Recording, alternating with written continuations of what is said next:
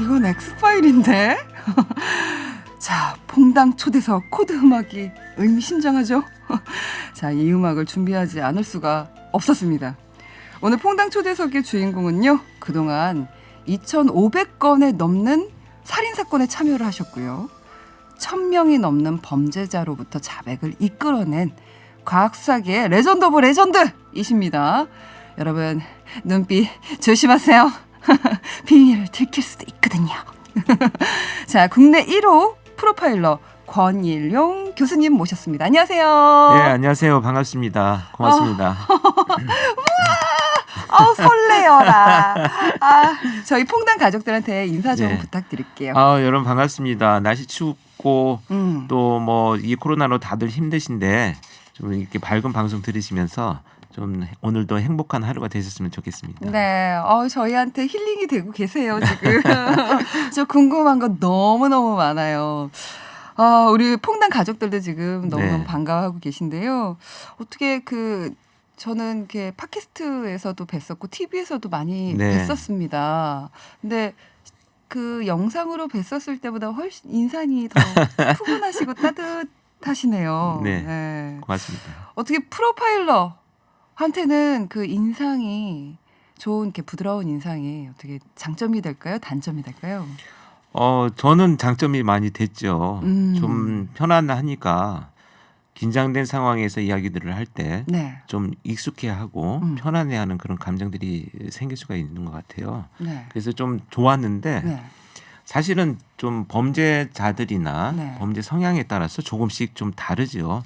저도 이제 얼굴이 굉장히 경직돼서 만나는 경우들도 있고 또는 일부러 더 이렇게 편안하게 좀 이완을 해서 만나는 경우들도 있고 좀 달라요. 그때. 제가 지금 교수님이랑 이렇게 대화하는 동안 눈을 이렇게 마주치고 얘기를 했는데 인상은 되게 푸근하신데요. 눈빛이 와 강렬하시네요. 역시 꿰뚫어보는 무언가가 있는 것 같습니다. 어떻게 그게 궁금해요. 교수님 딱 보면 이 사람 뭔가가 이렇게 부자연스러운데? 혹은 뭐 거짓말하고 있는 것 같은데? 혹은 느낌이 그런 게 팍 오는 게 있나요? 그런 건 없죠.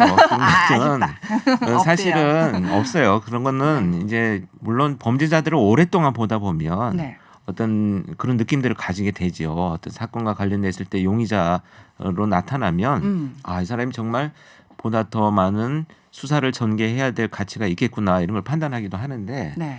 대부분 이 방송을 들으시는 여러분들께서 프로파일링 그러면 막 굉장히 능력이 있는 사람처럼 이해를 능력 있어 하시잖아요. 보여요. 슈퍼맨 같아요. 근데 다들 지금 살아가면서 우리는 프로파일링을 다 하고 있습니다. 이를테면요. 네, 뭐 사람들이 이렇게 보면 다 아시잖아요. 쓱 보면 저 사람 대충 어떤 사람일 거야. 또 저 사람은 성격이 좀 나랑 비슷할 거야. 이런 거 쓱 보면 아시잖아요. 네. 근데 이 쓱 보는 게 뭐냐면 그 사람의 행동을 보는 거거든요. 그래서 성격 심리학에서도 보면 성격은 사람의 행동으로 알 수 있다 이렇게 되어 있습니다. 그래서 범죄자들도 범죄 현장에서 어떻게 행동했는지를 보면 이 사람이 어떤 사람이겠구나를 추론해 나가는 단서가 되거든요. 그래서 과학 수사는 이렇게 한눈에 알아보는 게 아니고 어떤 행동이 있었는지 또 그것을 어떻게 과학적으로 증명하는지를 통해서 그 사람의 성격, 성향 또 범죄 혐의 이런 것들을 찾아내는 거죠. 그래서 분석이라고 하는 거군요. 네, 그래서 범죄 분석 이렇게 표현합니다. 살다 보면 이렇게 오래 살다 보면 네가 가지고 있는 너의 얼굴에 책임을 져라라고 하잖아요. 성격도 얼굴에 드러나기도 하고요.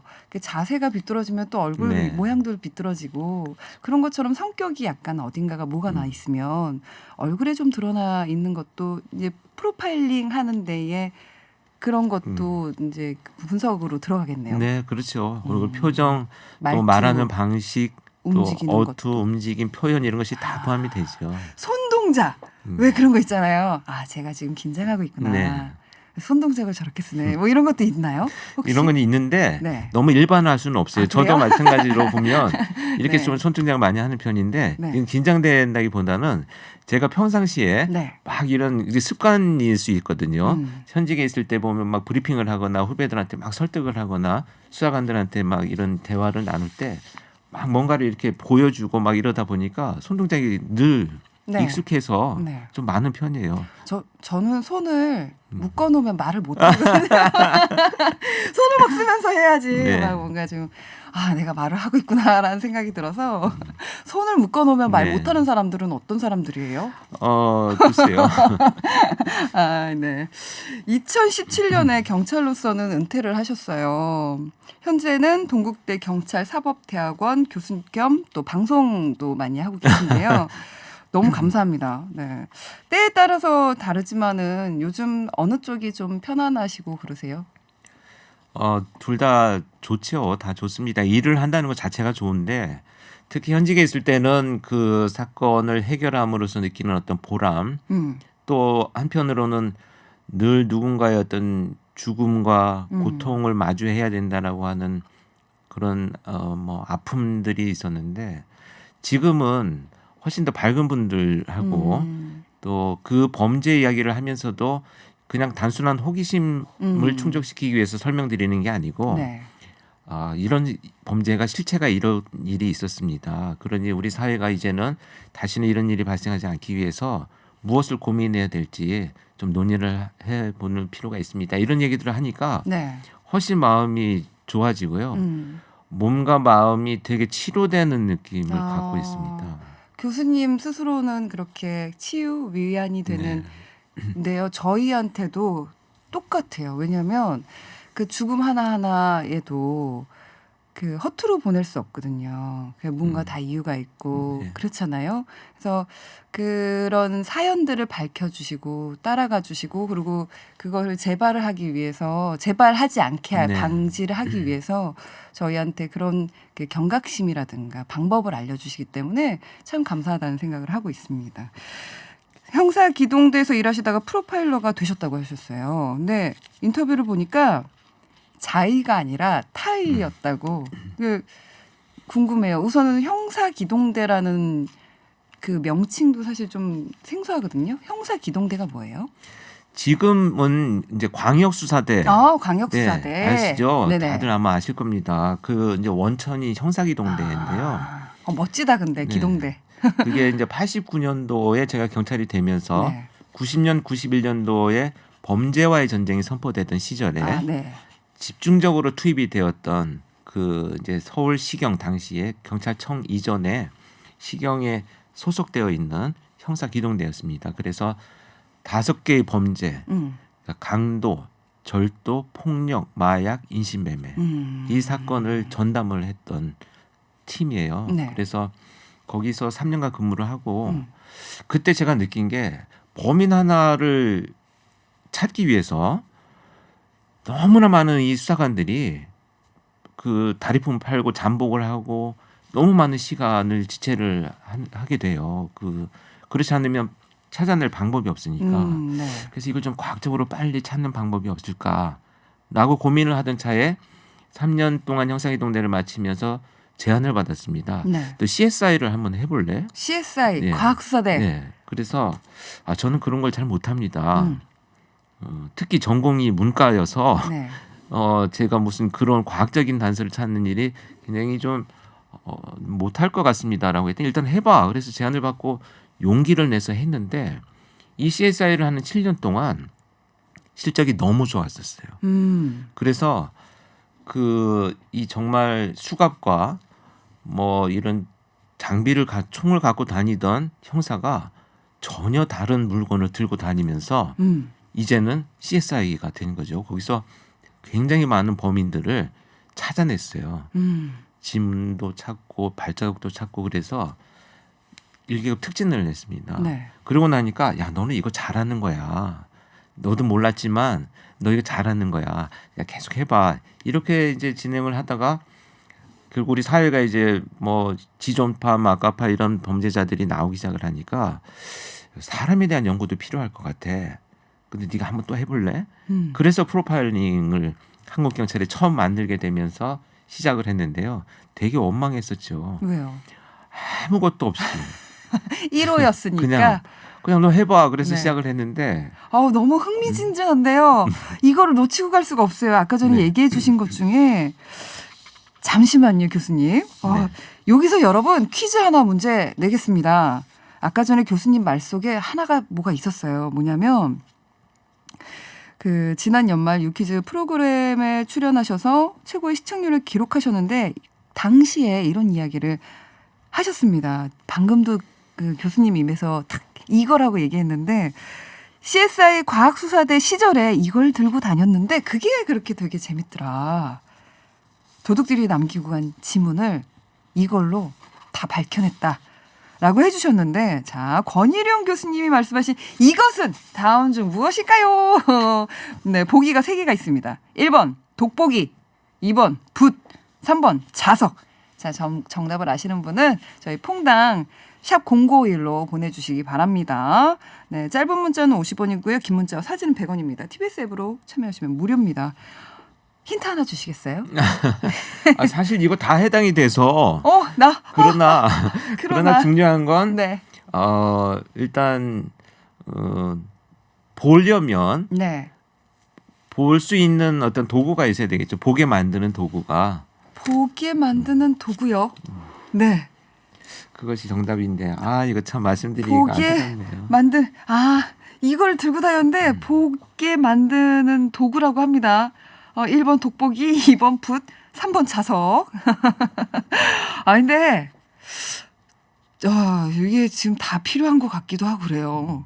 왜냐하면 CSI 얘는 온갖 도구들과 온갖 물질들을 다 사용을 해서 밝혀내기 때문에 네. 너무 어렵다. 하여튼 교수님이 이거라고 하시니까 이겁니다. 자, 정말 정답을 헷갈리게 만드시는군요. 사람들이 그렇게 해주시는데요. 0426님께서요. 프로파일러가 되려면 어찌 해야 하는지 궁금합니다. 라고 해주셨고요. 상큼상큼님께서 교수님 목소리가 너무 매력적이에요. 라고 해주셨고요. 2091님께서 반갑습니다. 교수님. 프로파일러 일을 하시면서 어떻게 유머를 겸비하실 수 있었는지 궁금합니다. 라고 해주셨고요. 타고나는 거예요, 여러분. 꽃길만 걸어요. 님께서요.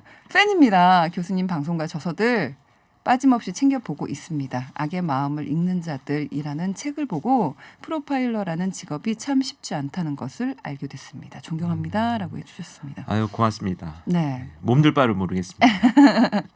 그냥 가만히 계시면 돼요. 저는 이제 그 영화 그 형사 역할을 맡은 적이 영화 가면이라는 데서 이제 CSI 네, 과학수사대의 형사인데 과학수사대를 맡고 있는 그 역할을 맡아가지고 직접 형사님들, 강력기 형사님들과 또 거기 안에 우리나라에 그 CSI도 몇 팀이 없더라고요. 당시에도 되게 적게 있었는데 그 팀 중에 한 분, 그 두 분을 좀 뵀었었어요.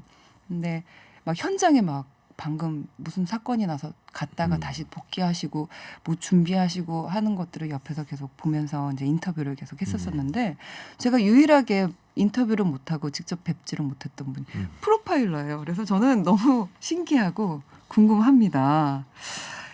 1호 그래서 1호가 되셨잖아요. 선례가 없었기 때문에 그래서 힘든 점들도 있었고 또 여러 가지의 감정들을 많이 느끼시면서 어떻게 보면 안개가 그냥 자욱한 곳을 혼자 묵묵하게 걸어가야 되는 그런 외로움도 있었을 것 같은데 어떠셨나요?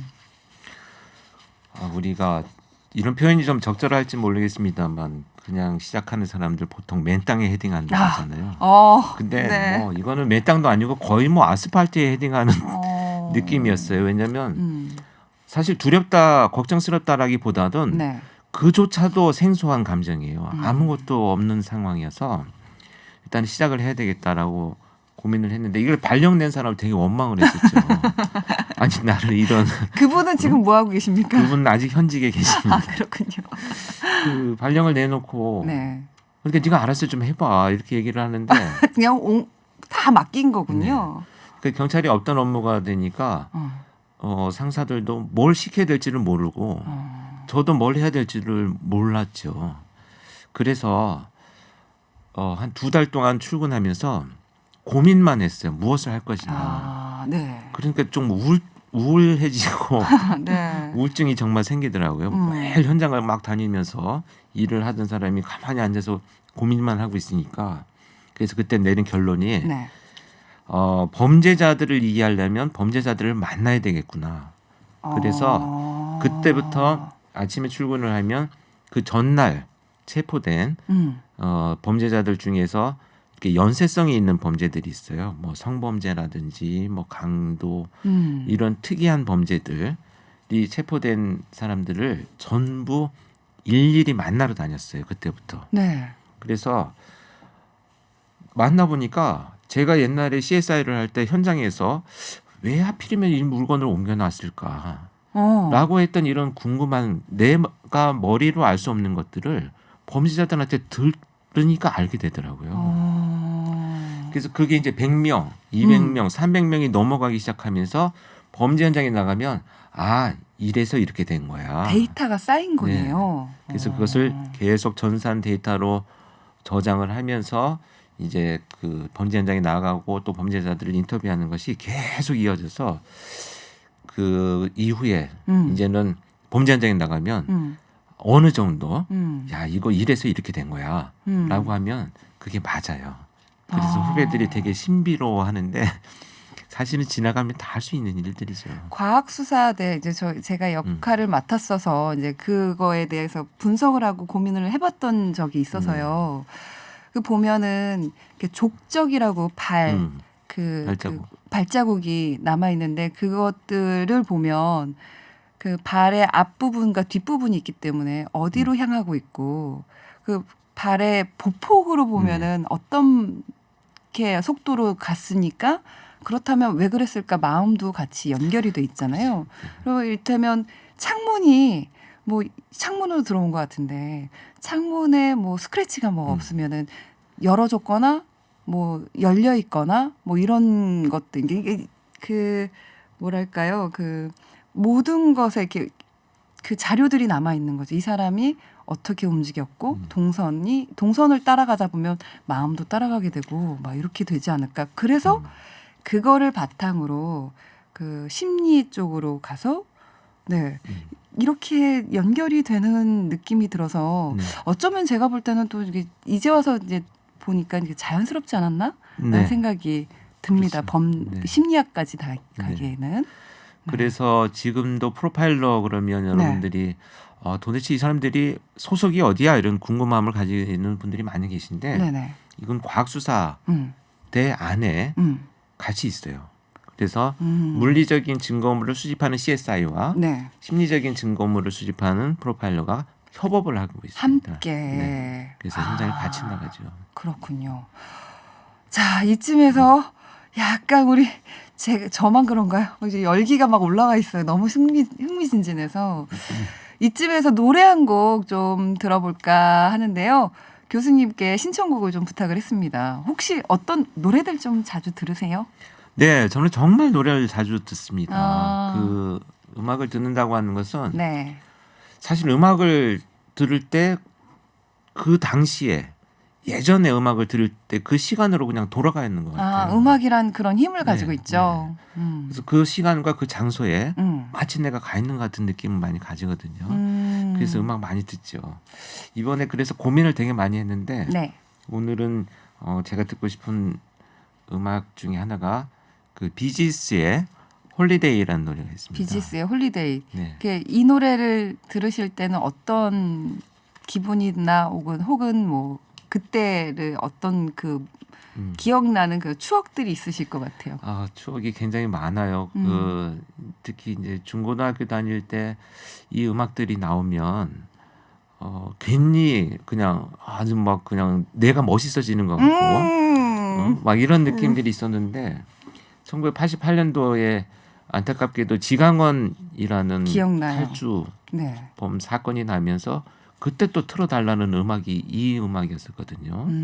그러다 보니까 저는 정말 좋은 장면의 기억도 있고 또 범죄 장면에서의 기억도 있고 그런 것들이 이제 계속 이어져 온 것 같습니다. 그렇다면 저는 이런 상상을 하면서 이 노래를 듣겠어요. 권일용 교수님께서 살짝 바람이 쫙 부는 어느 언덕 그에서 쫙 이쪽으로 걸어오시는데 선글라스를 탁 끼고 햇빛은 쫙 비치는데 그 코트, 바바리 코트가 싹 날리는 그런 상상을 하면서 이 노래를 듣겠습니다. 자, 권희룡 교수님이 신청해 주신 곡 비지스의 홀리데이 함께 들을게요. 아, 정말 너무 재밌어요. 저 너무 흥미진진하고 있는데요. 자, 이번에는요, 권희룡 교수님에 대한 오해와 편견을 풀어보는 시간을 잠시 가져볼까 합니다. 프로파일러라는 직업을, 좀 특별한 직업을 가지고 계시니까 이 사람은 이럴 거야 하는 편견이 있을 수도 있거든요. 그래서 저희가 이 시간을 가져볼까 합니다. 질문을 하고 교수님이 그냥 간단하게 대답을 해주시면 돼요. 네, 그냥 O, X로 하셔도 되고요. 설명을 해주셔도 되고요. 자, 첫 번째 질문입니다. 권희룡 교수님은 스릴러나 영화나 추리극을 보면 범인을 바로 맞힌다. OX. 자, 맞으면 O, 틀리면 X. X. X. 아니 그러니까 자주 추리를 하는데 자꾸 틀려요. 그런데 네. 그래서 가끔 이제 집사람하고 네. 좀 다투기도 하거든요. 이 사람 범인이다. 네. 난 아니다. 근데 그 맞추는 확률이 다른 사람들이 더 높아요. 네. 예, 영화를 보면 왜 그러잖아요. 그러니까 저 사람이 범인일 거야. 그러면 여지없이 저는 범인이더라고요. 왜냐면 제일 약하고 제일 선해 보이고 막 이런 분들이 막 그렇게 하는데 이제 영화에서는 약간 좀 더 방법이 이제 추리를 하는 방법들 이런 장치들이 좀 다르죠. 자, 두 번째 질문입니다. 그동안 수많은 범죄자들과 사건 현장을 단련돼 있으니까 권희룡 교수님은 아무리 잔인한 공포 영화를 봐도 눈도 꿈쩍 안 한다. 자, 맞으면 O, 틀리면 X. 어떤 건가요? X입니다. 아니 정말 네. 저는 진짜 겁이 많아요. 그래서 아이 교수님 정말이요? 그래서 이 주사 맞는 걸 진짜 제가 못 봐요. 주사요? 정말 잔혹한 막 그 혈흔이 뿌려져 있는 시체 현장을 수없이 갔는데 네. 제가 주사 맞거나 피를 뽑는 거를 저는 못 보겠어요. 너무 진짜. 그래서 네. 피 뽑으러 가면 간호사님들께서 가끔 네. 제가 딴 데를 보고 있으면 아유 그렇게 현장을 다니신 분이 뭐 그걸 갖고 그러세요 이런 분이 정말 계셨어요. 네. 저는 너무 공포스러워요. 두려워요.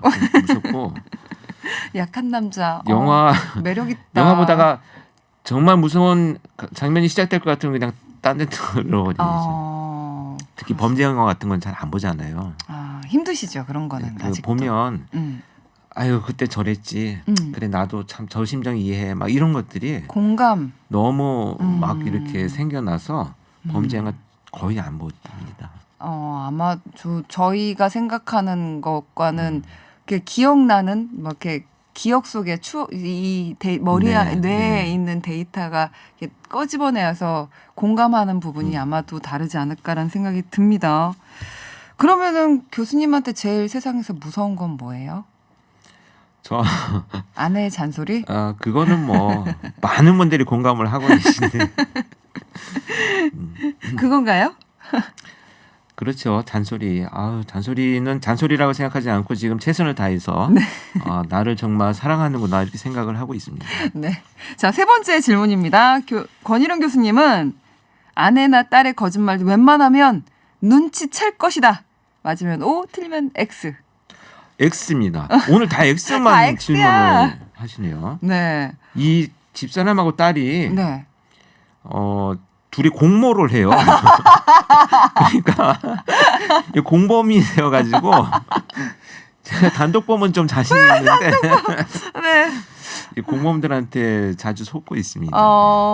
그냥 아시면서도 왠지 그냥 넘어가 주실 것 같기도 하고 네. 그렇습니다. 그렇다면 반대로 왜 그럴 때 있잖아요. 살다 보면 선한 거짓말을 해야 될 것들.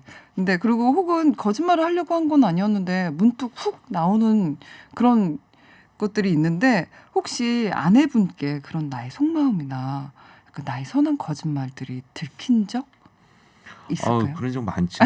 근데 집사람이 네. 저는 아내가 벌써 표정을 보면 제가 들켰구나 이걸 알고 있는데 모른 척을 많이 해줘요. 딱 표정을 보면은 벌써 들켰구나. 네. 제가 많은 사람들의 표정을 읽어냈잖아요. 네. 그런 일들을 자연스럽게 하다 보니까 지금은 나의 거짓말이 들통나는 거야를 아는데 그걸 그냥 모른 척 해줘요.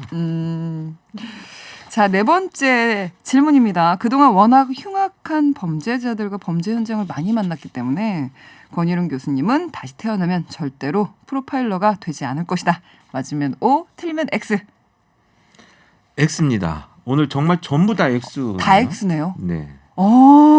왠지 너무 어렵고 힘든 길을 걸어 오셨기 때문에 X이지 않을 다시 태어나면 절대로 프로파일러가 되지 않겠다고 다짐을 하지 않을까라는 생각을 했는데, 네. 저는 사실 프로파일러가 되어가지고 이렇게 살아야 되겠다라고 하는 정해진 삶을 살지는 않았잖아요. 그렇죠. 굉장히 불투명하고 불분명한 미래 속에 그냥 던져져서 한번 해봐 이런 말 가지고 시작을 했었는데 네. 그것을 지켜온 가장 큰 힘은 현장에서 만나는 피해자들과 그분들의 고통이었거든요. 그래서 지금 그 많은 세월이 지나고 나서 그만두고 나왔지만 조금 더 후회하지 않는 저의 삶이다라고 생각을 해서 다시 꼭 돌아가고 싶지는 않지만 다시 태어나서 또 그런 제안을 받는다면 저는 할 것 같아요. 그렇군요. 개인적으로 되게 감사해요. 그런 특수성이 있는 직업군에 계신 분들이. 왜냐하면 우리가 사실 많이 다르지 않잖아요. 근데 조금의 기질은 누구나 좀 그렇죠. 서로 좀 다른 기질들을 가지고 있긴 하지만 프로파일러 어려운 사건들, 어려운 험악한 상황들을 좀 많이 겪고 일을 하셔야 되기 때문에 그 일을 잘 해내기 위해서 피해자들의 마음을 풀어주기 위해서 그 부분들을 열심히 노력을 해서 역량을 키워내 주신 그 부분을 너무너무 감사하게 생각합니다. 5891님께서요. 그동안 여러 범인들을 보셨잖아요. 그중에서 대화를 하시면서 인간적으로 좀 안타까웠던 범인이 있나요? 라고 질문을 해주셨네요. 범죄자들의 이야기를 듣다 보면 사실 안타까운 경우들이 많습니다. 그러나 어떤 이유로든 범죄라는 것은 합리화될 수 없기 때문에 그렇죠. 사실 안타까운 사연이 있긴 합니다만 그런 비슷한 사연이 있는 사람들이 다 그런 범죄를 저지르는 것이 아니기 때문에 개인의 어떤 책임 반드시 있죠. 그런데 지금 질문하신 분은 아마 이런 마음이실 거예요. 좀 더 환경이 좋았다면 그 사람이 범죄를 저지르지 않았을 수 있지 않겠는가? 범죄가 예방될 수 있는 방법이 뭔가 이런 고민을 같이 하시는 질문이신 것 같은데요. 그런 프로파일러들이 인터뷰한 내용들은 많이 자료화시켜서 이제는 범죄를 예방하는데도 많이 쓰여지고 있습니다. 그래서 안타까운 사연들 많이 있죠. 근데 사실 어떻게 보면 또 피해자들의 안타까운 사연이 더 많아요. 그럼요. 피해자니까 그냥 그 자체만으로도 너무 가슴이 아프죠. 네. 한 사건을 제가 갔었는데 네. 그분 정말 억울한 피해를 당하신 분이거든요. 며칠 전에 이사를 왔는데 네. 이사를 온 줄 모르고 원래 살던 사람을 공격하러 온 사람이 이사 온 사람을 공격을 해서 네. 사망하신 사건이 있었는데 그 아이가 굉장히 어렸거든요. 한 3살쯤 된 아이가 있었는데 그래서 제가 범죄 현장에 CSI하고 출동을 했는데 정말 이유도 없이 어머니를 잃은 그 아이가 지금도 그 모습이 정말 사진이 찍혀 있는 것처럼 제 머릿속에 그냥 남아 있어요. 그런 안타까운 사연들을 보면 사실 가해자든 피해자든 세상을 살아간다는 것이 우리가 다 어떤 아픔과 고통을 갖고 살아가지만 우린 서로를 나누면서 그 감정들을 잘 이겨내 가잖아요. 근데 그런 것들을 할 수 없는 사람들, 이런 고립된 사람들, 그 사람들이 제일 안타까운 것 같아요. 네, 그렇습니다. 코모 레비님께서 딸이 한참 프로파일러 되겠다고 한 적이 있었는데 근사해 보이긴 하지만 범죄자들만 상대하다 보면 정신적으로 우울해질 것 같은데 자신의 직업으로 프로파일러 괜찮을까요? 라고 해주셨는데 진짜 어떻게 말하면 직업인 프로파일러로서의 그 권일용 교수님과 그 자신의 일상으로 돌아온 권일용 교수님은 이렇게 분리를 해야 건강해 하지 않을까. 이제 너무 힘들 것 같아요. 그러니까 프로파일링을 한다라는 거는 온통 그 생각 안에 들어가 있는 걸일 텐데, 그래서 그 범인의 그 움직임을 따라가려면 그 흑화돼야 되지 않을까라는 생각이 들어서요. 어떠신가요? 그 지금 이분 따님이 지금도 프로파일러가 되려고 하시는지 모르겠습니다만 현직에 있는 실제 프로파일러들의 70% 이상이 지금 여성 프로파일러들입니다. 그래서 네. 여성 프로파일러들 훌륭히 정말 역할을 해내고 계시고요. 전 정말 놀랐어요. 후배들이 이제 생기면서 1기, 2기 프로파일러들을 막 선발을 해서 현장에 같이 투입이 됐었는데 정말 보는 시야와 어떤 그 노력 열정들이 못지 않았어요. 새벽 2시, 3시 현장에 같이 나와서 같이 똑같이 투입이 됐었는데 조금도 힘들어하지 않고 열심히 하는 모습들이 지금도 기억에 남아 있고요. 그화된다라고 하는 것은 사실은 우리가 이렇게 주변에서 보는 분들은 프로파일러 굉장히 힘들어 보인다라고 생각하시겠지만 현장에 있는 사람들은요 되게 어떤 그 일상이에요.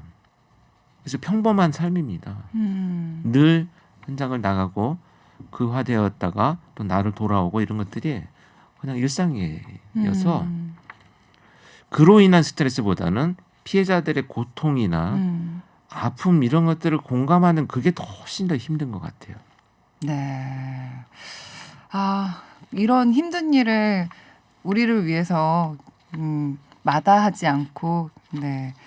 해주셔서 감사하고요. 시간이 없어요. 이야기를 더 궁금한 게 너무 많거든요. 다시 한번 또 나와주시면 안 될까요? 자, 이제 마무리를 고맙습니다. 해야 되는데, 네. 자, 퀴즈 정답 알아보겠습니다.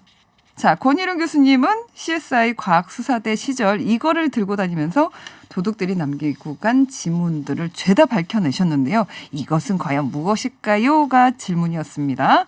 자, 1번 돋보기, 2번 붓, 3번 자석.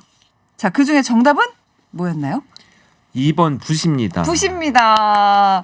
근데 아까 힌트를 너무 어렵게 내셔서 글쎄 말이야. 많은 너무 분들이 죄송한데요. 돋보기라고 돋보기로 하지 않을까라는 그래서 생각이 제가 듭니다. 돋보기라고 할까봐 네. 보기 위해서는 네. 볼 수 있는 것이 필요합니다. 이렇게 말씀드렸었는데 보기 위해서는 볼 수 있는 도구가 필요합니다. 왜냐면 붓으로 해가지고 지문을 떠야 되니까. 죄송합니다. 근데 사실 돋보기 네. 제가 퇴직하면서 유일하게 음. 가지고 나온 제 돋보기가 정말 있어요. 네, 그래서 지문으로 붓으로 지문을 찾고 네. 돋보기로 들여다보는 그 일들을 했기 때문에 네. 너는 퇴직하면서 뭘 가지고 나왔니? 그래서 전 돋보기 하나 갖고 나왔었어요. 정말. 근데 오늘의 정답은 붓이었습니다. 붓이었습니다. 자, 김만옥님 그리고 예단 헌트님을 포함해서 10분께 선물 보내드리도록 하겠습니다. 저희 퐁당퐁당 홈페이지 또 선고표 방에 올려놓을 테니까요. 당첨 확인해 주시기 바랍니다. 자, 이제 인사를 드려야 될 것 같은데요. 자, 이문세님의 옛사랑 신청곡으로 주셨어요. 네. 이유가 있을까요? 이제 그 2000년에 한국 경찰이 처음 프로파일링 시작하면서 네. 그때는 지금 경찰청 서대문에 있는 경찰청이 아니고 광화문에 있는 서울경찰청에서 처음으로 시작을 했습니다. 그래서 수많은 사건에 제가 이제 그 이후에 투입이 됐었는데 2017년도에 퇴직을 하고 나서 퇴직한 다음 날 다시 광화문을 가서 네. 내가 처음 프로파일링을 시작했던 그곳의 거리를 이렇게 걸으면서 이 음악을 틀어놓고 정말 한나절 돌아다녔던 것 같아요. 저 혼자 막 걸어서. 네. 근데 정말 거기 다 그냥 놓아두고 싶었었어요. 어떤 정말 것들을요? 이 노래 가사처럼 지나간 것은 다 그냥 거기에 있었으면 좋겠어요. 어디 가지 않고 가만히 있어서 내가 꺼내보고 싶은 책이 있을 때 꺼내보듯이 네. 그때가 생각나면 다시 거기 갔을 때 그대로 있었으면 좋겠어요. 그래서 이런 생각들을 그때 많이 하면서 이 음악을 들었었는데 네. 이 노래 들으면 그때 자꾸 계속 생각이 많이 생각나겠네요. 납니다. 그 책장 속에 있는 책처럼 항상 건강해주시기 바랍니다. 자, 이제 26초, 5초 남았습니다. 우리 함께 여러분 안녕 할까요?